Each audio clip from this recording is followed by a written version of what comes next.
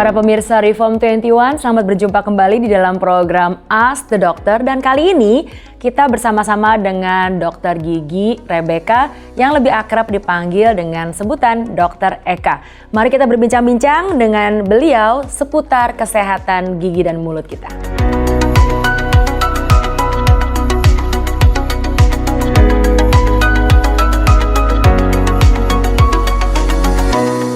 Dokter Eka, waktu kita bicara tentang kesehatan gigi dan mulut, pertanyaannya begini, apa dan mengapa kita harus menjaga kesehatan gigi dan mulut?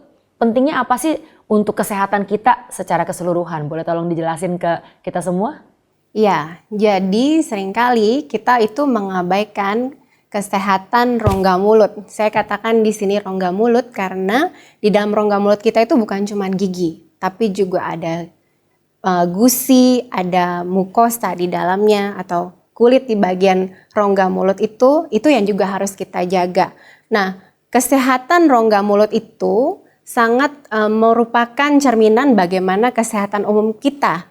Jadi misalnya banyak penyakit-penyakit yang kita deteksi awal itu justru dari rongga mulut kita. Itu sih sederhananya. Pertanyaannya, emangnya dari rongga mulut yang ada infeksi itu, emangnya bisa bawa penyakit apa sih yang lain?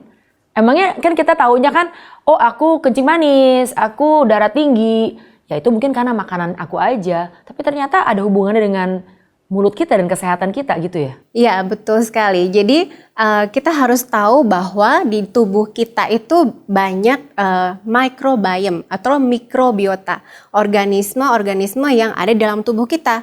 Baik di kulit misalnya atau kemudian di dalam rongga mulut, di usus yang kita sering tahu. Dan yang rumah pertama adalah usus. Ya usus itu untuk pencernaan kan ya. Jadi sedangkan rumah kedua yang terbesar itu adalah di dalam rongga mulut kita. Bakteri-bakteri hidupnya di sana yang betul, kedua yang paling banyak.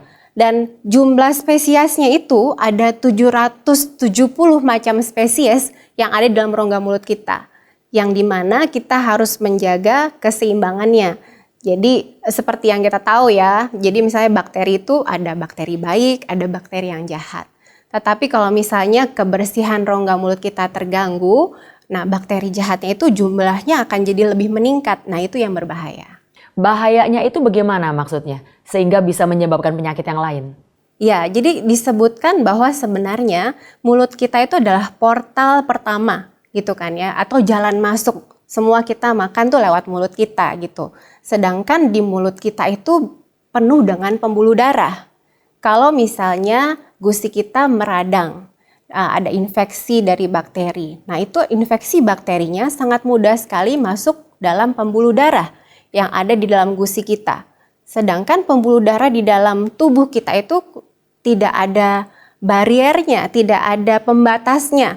Kalau dia sudah bisa masuk ke pembuluh darah, maka kita tidak akan bisa mencegah kemana dia mau pergi. Itu. Jadi yang paling sederhana yang penelitiannya sudah lama sekali dilakukan adalah bakteri di dalam karang gigi itu bisa masuk ke dalam jantung. Itu disebut endokarditis. Dan juga misalnya ada hal lain dari misalnya penyakit radang pada gusi ibu hamil itu bisa menyebabkan kelahiran bayi prematur atau bahkan kelahiran berat badan bayi kurang dari yang seharusnya. Nah hal ini mungkin sesuatu hal yang kurang umum kita ketahui ya karena kita biasanya taunya ya jaga misalnya berat badan, jaga kesehatan, jaga apa yang kita makan, tapi bukan jaga kesehatan mulut dan gigi nih. Betul. Pertanyaannya begini deh kalau begitu. Hal apa yang bisa dan perlu kita lakukan untuk menjaga?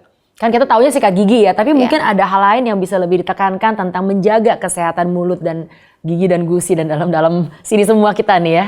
Ya, jadi bahkan kalau saya katakan bagaimana cara menggosok gigi yang benar, mungkin setiap dari kita tuh punya caranya yang berbeda-beda. Dan itu mungkin adalah bukan cara yang benar. Karena seringkali saya temukan gitu di dalam pasien-pasien karena kesalahan cara sikat gigi justru menghasilkan gigi yang jadi rusak. Gitu. Jadi kalau dikatakan bagaimana cara menjaganya, yaitu kita harus menyikat gigi secara benar.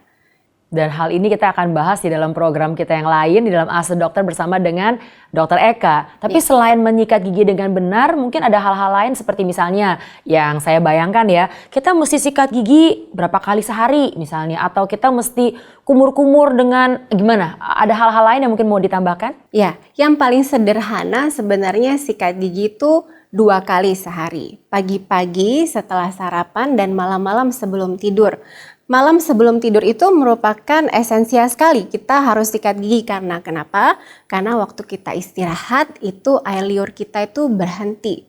Sedangkan air liur itu sangat penting. Pentingnya buat apa? Pentingnya untuk menetralkan pH di dalam mulut kita. Dan waktu kita misalnya dalam kondisi siang hari, kita misalnya berbicara seperti ini atau makan, itu gigi dan lidah dan mukosa pipi kita itu bergesek. Sehingga itu ada efek membersihkan juga. Sedangkan waktu kita tidur itu harus dalam keadaan benar-benar bersih. Dan yang paling penting, sikat gigi itu tidak boleh terlalu cepat. Minimal itu 2 menit. Ya. Siapa yang sikat gigi 2 menit di sini ya? Ayo kita mesti ingat minimal 2 menit minimal ya. 2 menit. Dan yang paling terlupakan yang juga seringkali juga diabaikan adalah flossing. Jadi menggunakan benang gigi untuk membersihkan sela-sela gigi. Karena kalau sikat gigi itu hanya membersihkan bagian permukaan yang kita lihat saja.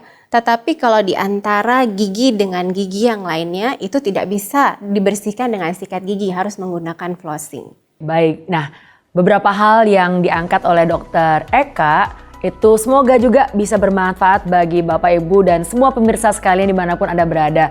Saksikan selalu Ask the Doctor sehingga kita bisa terus belajar tentang bagaimana kita memperhatikan kesehatan tubuh kita, kesehatan gigi kita. Karena tubuh yang sehat akan juga membuat kita mampu dan lebih bisa melayani Tuhan dengan lebih baik lagi. Saya Leonie, terima kasih, Tuhan memberkati.